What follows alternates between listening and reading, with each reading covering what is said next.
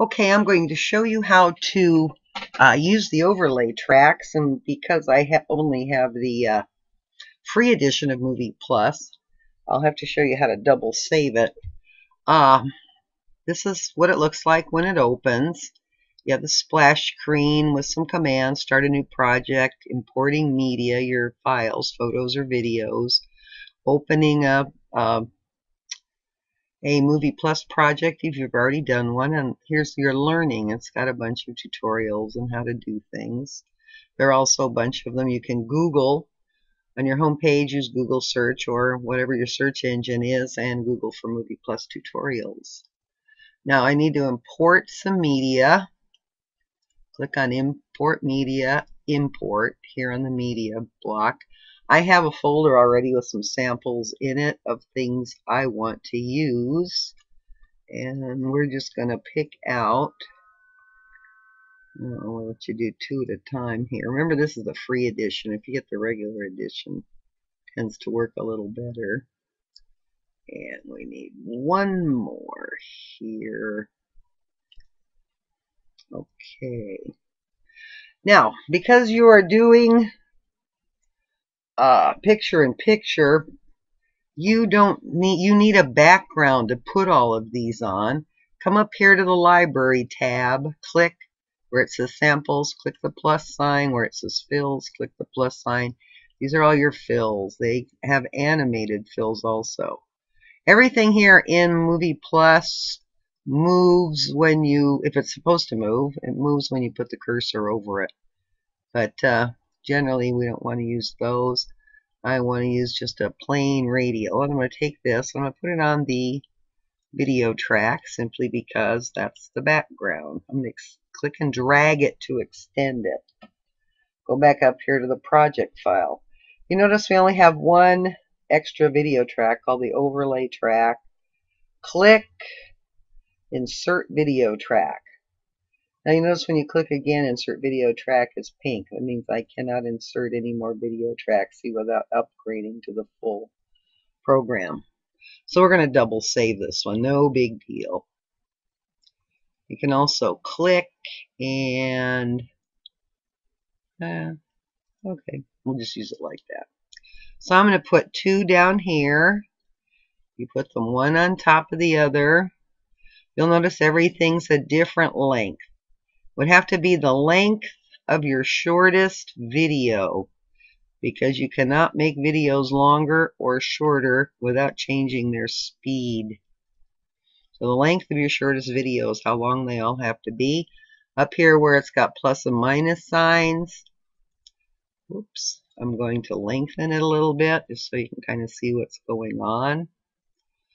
You'll notice here in the upper left corner there's a little down arrow. Over here there's a little down arrow. This is attributes. You can use either one. They all have the same things on them. Okay, click it. Click on transform. Put the bar in the middle so you can see something. And I'm going to push, there's a grid here. There are handles. I'm just going to click and drag that to the upper right corner. Over here there's a little up arrow. Because I'm on a laptop and I don't have much room, I'm going to close that one's attributes. I'm going to click on the next video I have. I'm going to click on the down arrow. I'm going to click on transform. Once again, the little grid and the handles appear. I'm going to click and drag this one down to the lower left corner. Now we have two videos playing. Now all of them have sound. You can, to mute that, you can just click the little, to mute the sound, you can just click the little speaker icon, or you can click in it so it says, yellow orange bars. Right click and delete selection only. That completely gets rid of the audio track for your video. Now let's save it. Saving, remember this is a program from the UK, from Britain. You want to click on File, Export Movie, click on File. I also save as Windows Media File. It's the least compressed. They have MP4, which is actually good if you're uploading to YouTube, but kind of bad because the quality isn't as good. If you really want good quality, you want AVI, or actually WMV is very good quality. Okay, click on Next. When you first open it, here where it says frame rate will say 25.000, and in parentheses it will say PAL, PAL. That's for playback in Europe. What you need to do is come down, click on Customize, find frame rate in this list, use the drop down, go all the way to the bottom and select 29.970 with NTSC in parentheses. Then when you click OK, you're going to name this template. You're going to type in a name for it and click OK again, which I've already done, so I don't want to do it twice. When you save your file again, if you look and it's for Europe, you just click the plus up here next to Custom. Here's mine, US Video. You just click on it and automatically changes to the one for North America that you've already made. Also notice there's render quality.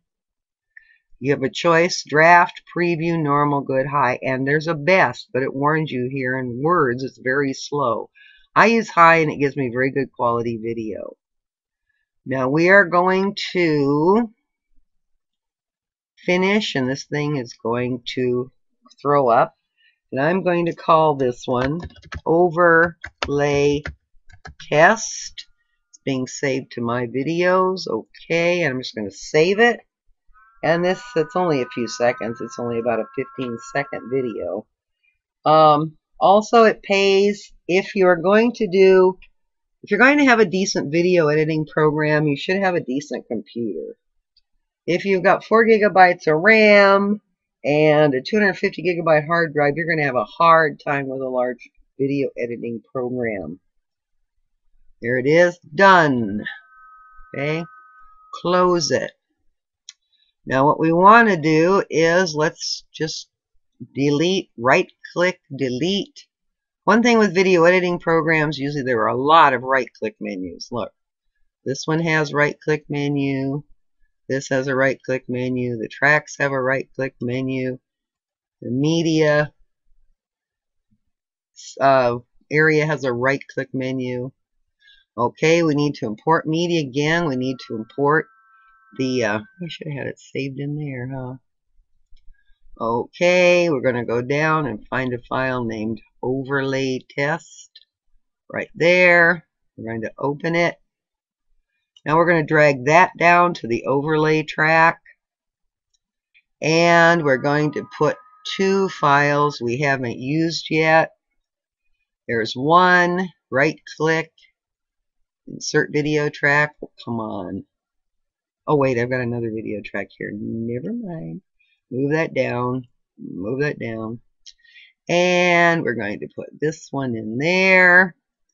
Notice, remember, it can't be longer than the shortest file.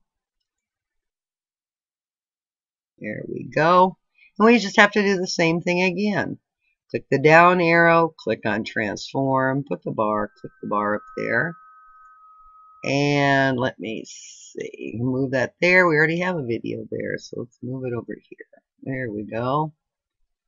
Oops, I didn't click on it, did I? What did I change? Oh, this guy. Okay. Click on this one.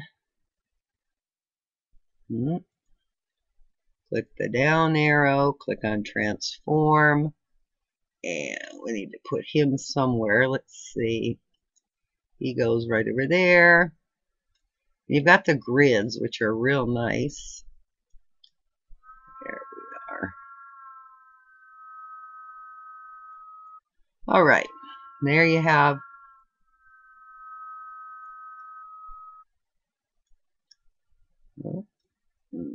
Okay, there you have 4 videos. Now when you play, you have all 4 videos that are going. And then what you'll do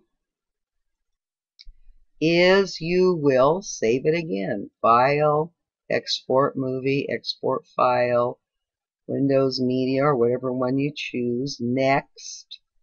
Click on your custom, make sure it's there, and then click finish, which I'm not going to do.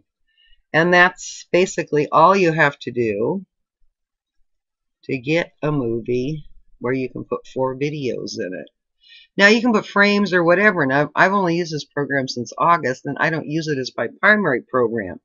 I use it to do things like make tutorials. Usually I make them for Movie Maker users who want to do things like picture-in-picture and that kind of stuff.